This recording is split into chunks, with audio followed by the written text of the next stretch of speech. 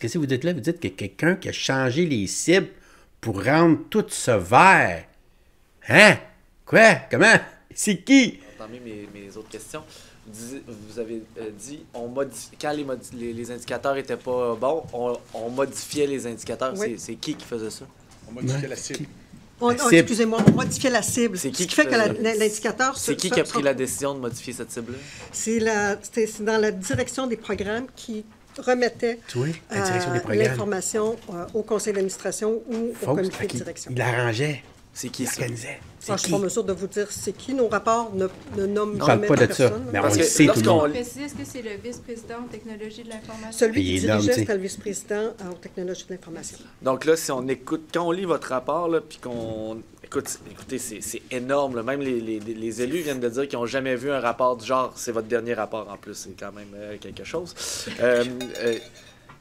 Une seule personne là, aurait pu cacher tout ça au CA, à la direction, au ministre. Mais c'est une Tout le monde, lui, là, il y avait les coûts explosaient, donc dans la colonne des chiffres, ça changeait. Tout d'un coup, ça a viré du rouge au vert. Personne n'est au courant, sauf M. Malenfant. Les affaires, ça, madame. Personne n'a appelé un ministre, personne n'a écrit un courriel, personne n'a rien fait. C'est comme la musique à ses oreilles. C'est une seule personne qui est responsable, on dirait ce matin. Est-ce que... Non, mais C'est une question? Est-ce que vous croyez ça, là, sincèrement? Qu'il y a juste une direction à la SAQ cachée là, qui était au courant de tout ça? Ça n'a pas fuité là, à travers ça. Là. Il n'y a jamais personne qui était au courant de ces dérives-là d'un demi-milliard. Un demi-milliard supplémentaire. Là. Personne n'est au courant de ça. Mon rapport, et vous le savez très bien, ça fait plusieurs années que je viens faire des présentations ici, mes rapports sont toujours très factuels. Et mes rapports présentent, ce qu'on met dans notre rapport, c'est toujours ce que nous considérons qui est important, naturellement, qui est pertinent. Puis il y a un autre critère qui est extrêmement important, c'est dans quelle mesure je suis en mesure de prouver ce que j'affirme dans mon rapport. Ouais. Alors, mon rapport, vous avez toute l'information qui, à mon avis, est pertinente de connaître. Un petit peu, oui. Et aussi pour laquelle je suis en mesure de démontrer. Donc, c'est la réponse que je peux vous faire. C'est ça. Après ça, tu as l'information. Fais tes déductions. Hein? C'est ça qu'elle veut dire, dans le fond. Moi, je suis pas là pour accuser personne. Je suis là pour pointer. Regarde là. Ah! Mon Dieu! Qu'est-ce qui s'est passé? OK. Là, elle dit, OK. Quand on a retardé, là, au mois de novembre, t'en souviens? 2022, parce que là, elle était pas de mettre ça, puis elle a dit, OK, on va retarder ça. Là, finalement, elle a fait ça en février. Puis pendant, là, bon... Puis ils ont arrêté 3 semaines. Ils ont fermé pendant 3 semaines. La marde. Mais pourquoi qu'ils sont allés quand même? Parce que là, elle, là, madame... Puis c'est là, le problème un petit peu. Parce qu'il y avait M. Bernardel. Là, regarde, là, M. Bernardel, il s'est défendu aujourd'hui, là, en période de questions qu'on va voir demain. OK? On va commencer par regarder la situation, puis on va cogiter là-dessus, puis on regardera après ça, là, ses explications demain. OK? Mais quand même, on peut se poser la question. Elle jusqu'en septembre 2022, c'est lui, Bernardel, qui est ministre, qui est supposé chapeauter ça, ministre des Transports. Après ça, il perd son ministère, ça s'en va à Mme Guilbeault. Mme Guilbeault, elle rentre là-dedans, elle regarde ça. Là, elle avoue quelque chose, là. Je sais pas ce qu'elle avoue, là, mais elle avoue quelque chose qui n'est pas prête, là. Oh, attention, on retarde ça un peu, là. Mais ils vont quand même. Parce que ce qu'on comprend, c'est qu'au moment du déploiement en février, le CA et la direction et les ministres, ben, je sais que vous n'avez pas eu d'affaires à la partie gouvernementale, là, n'avaient pas été mis au courant qu'il restait une partie des tests. Chance qu'elle est là, Patrick. Donc, et qu'il y avait des risques. Mais en novembre, on parlerait pas de étaient ça. au courant, puis ils ont décidé de retarder tout ça. Donc, c'est comme si, à partir de là, ils ont été informés une première fois qu'il y avait des risques, que presque la moitié des critères n'étaient pas atteints, mais 1 mois et demi après, ils se sont à peine posé de questions, puis ont dit oui, on y va. Comme s'il n'y avait pas eu de réelle vérification après ça qui avait été faite par le CA, par les ministres. Les ministres ont déclaré dans les corridors qu'en novembre 2022, donc au moment où ils ont décidé, vous dites, là, Ils ont fait un report, que tout était ouvert puis que tout était beau. C'est ce qu'on leur a dit. Mais pourtant, la haute direction savait qu'il fallait reporter. Il y avait des critères qui n'étaient pas atteints. Donc, est-ce que selon vous, là, les communications ont été bonnes? Qui a caché quoi à qui dans cette chronologie-là? Dans votre rapport, vous faites une chronologie. On les voit dans les paragraphes 92, 93, 95. Il y a quelque chose qui ne fonctionne pas, là. Est-ce que c'est juste moi qui lis qu'il y a quelque chose qui ne fonctionne pas?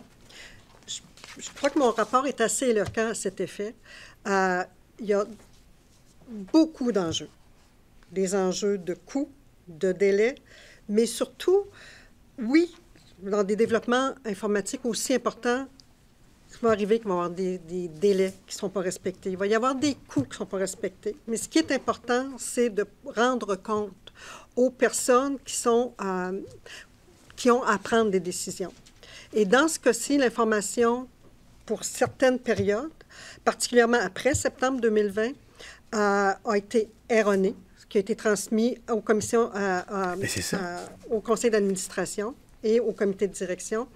Et avant septembre 2020, bien, c'est l'information auprès du DPI, du dirigeant principal de l'information, et de la commission d'administration publique qui était erronée. Après ça, oui, on a transmis de l'information qui était vert, je vous dirais, mais c'était pas la réalité, mais c'était la même information qui était transmise au conseil d'administration. Tu comprends? C'était pas la réalité. On n'était pas dans le vert, on était dans le rouge solide. Mais le conseil, lui, qui reçoit ça, tout est vert. C'est beau, tout est beau. Tu sais, c'est là que, la confiance.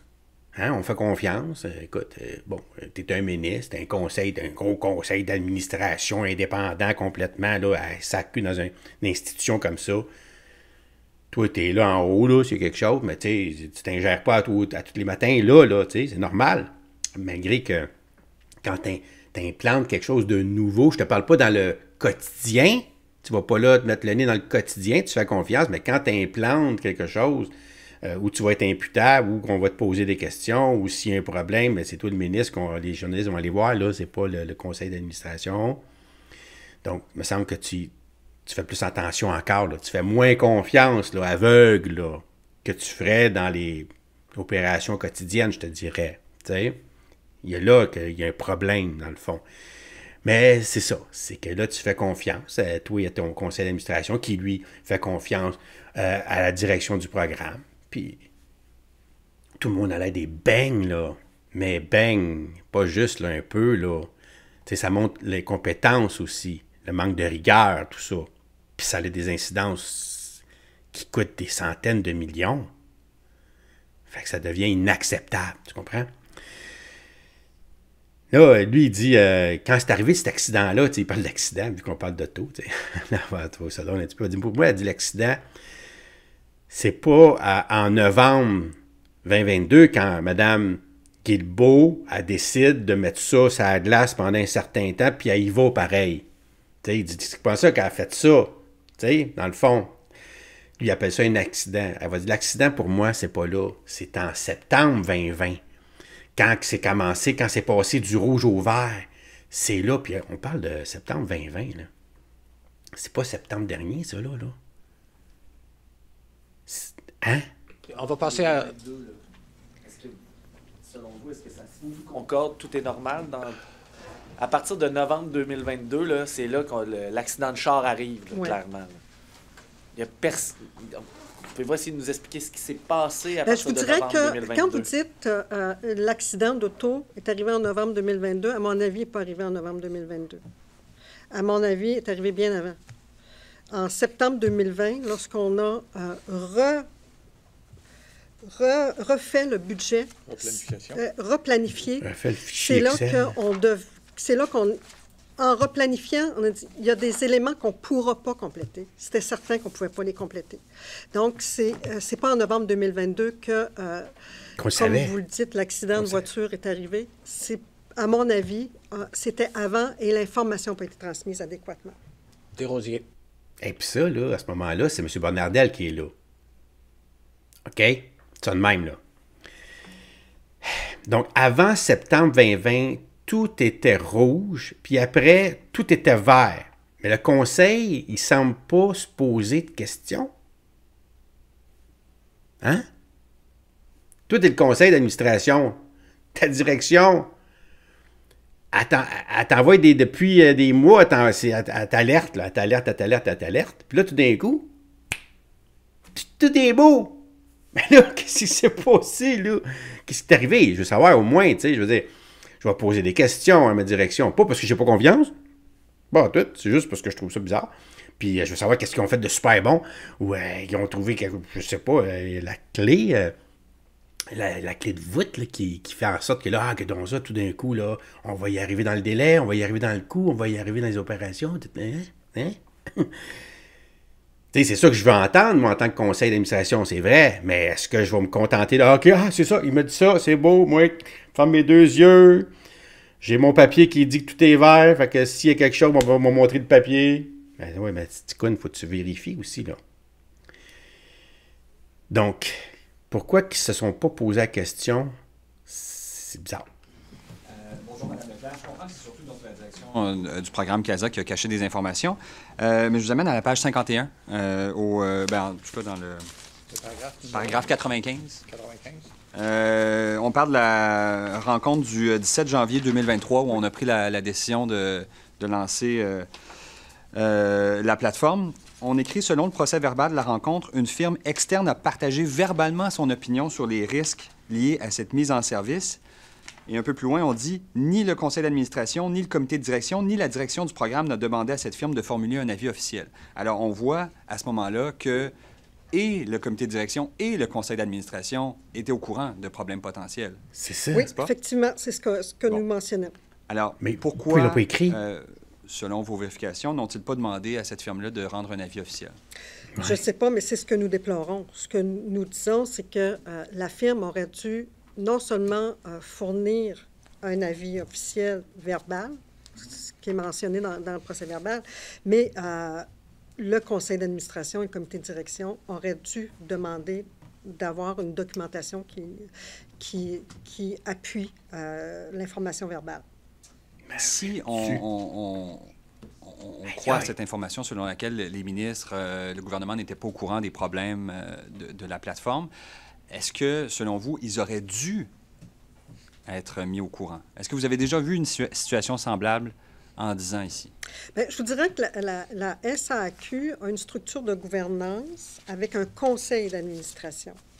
Donc, premièrement, un conseil d'administration fait confiance aussi à ses directions. Ouais. Et l'information qu'ils ont eue avant septembre 2020, c'était le fait qu'il y avait beaucoup d'indicateurs qui étaient rouges. Problème de budget, problème de gestion avec l'Alliance. Mais à partir de septembre 2020, là, l'information que le conseil d'administration reçoit, tout est ouvert. Donc, pas d'enjeu de délai, pas d'enjeu de coût. Tout est beau. Pas d'enjeu de gestion de contrat.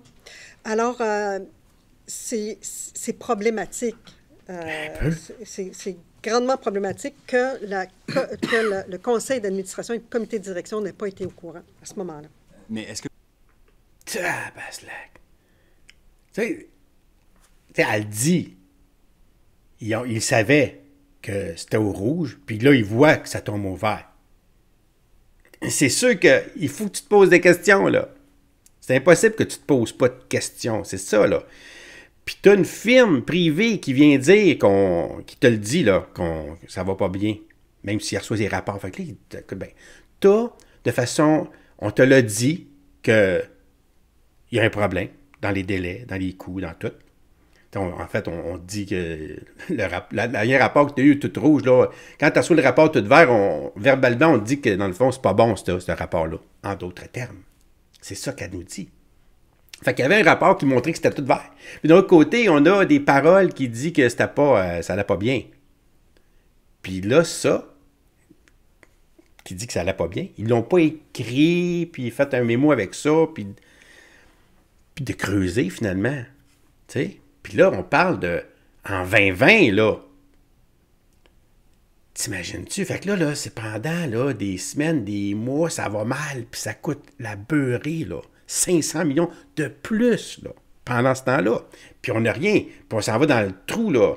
À ce prix-là, en plus de ça, on fonce dans le mur, là, direct, là. Aïe, aïe, quelle bande de pas bon. Là, elle dit, on s'en va vers le numérique. C'est sûr qu'on s'en va vers là. C'est sûr, ça. Et de voir comment on a caché au public, aux dirigeants l'information, c'est un gros problème, ça. Elle ne dit pas c'est quoi le problème, mais le problème, je vais te le dire, c'est un problème aussi, en plus d'incompétence, d'argent que ça va nous coûter, puis qu'on ne sait pas comment, on n'est pas capable d'évaluer combien de milliards ça va nous coûter ce passage-là vers le numérique. Ça ne donne pas de la confiance au public. Puis on a besoin de cette confiance-là, là, pour se diriger vers le numérique. Ça prend toute une confiance, puis là, ça augure rien de bon. Vous avez déjà vu quelque chose de semblable?